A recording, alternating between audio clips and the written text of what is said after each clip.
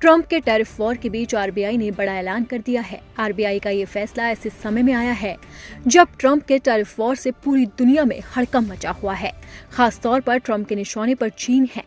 America के राष्ट्रपति ने चीन पर सीधा 104% का टैरिफ ठोक दिया। हालांकि भारत पर यह टैरिफ 26% ही है।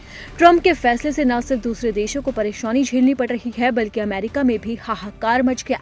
शेयर बाजार लगातार धराशायी हो रहे हैं।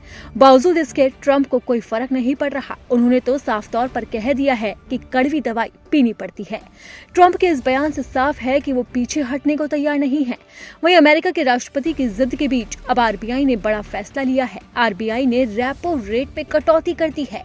आरबीआई ने यह तय किया है कि वो रेपो रेट में 0.25% की गिरावट करेगा।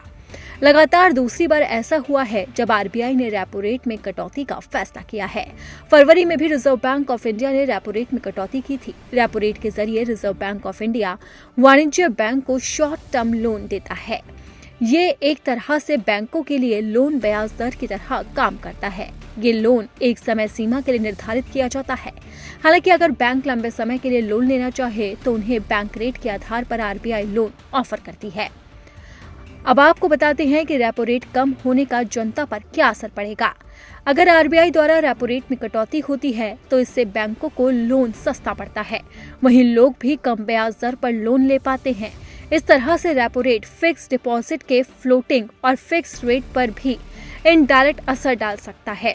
इससे पहले 7 अप्रैल को पेट्रोल और डीजल के उत्पाद शुल्क बढ़ाया गया था। एलपीजी गैस के दामों में इजाफा होने की खबर से लोगों को बड़े झटके मिले थे।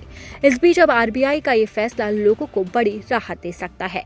लेकिन फिलहाल तो ट्रंप का टैरिफ अब लोगों की परेशानी बढ़ाता जा रहा है। खासकर चीन पर ट्रंप ने बड़ा टैरिफ लगा दिया है और ये ट्रेड वॉर अब काफी लंबी चलती हुई नजर आ रही है। यहाँ तक कि ट्रंप ने भारत को भी नहीं छोड़ा है। उन्होंने 2 अप्रैल को ही भारत पर 26% टैरिफ लगा दिया।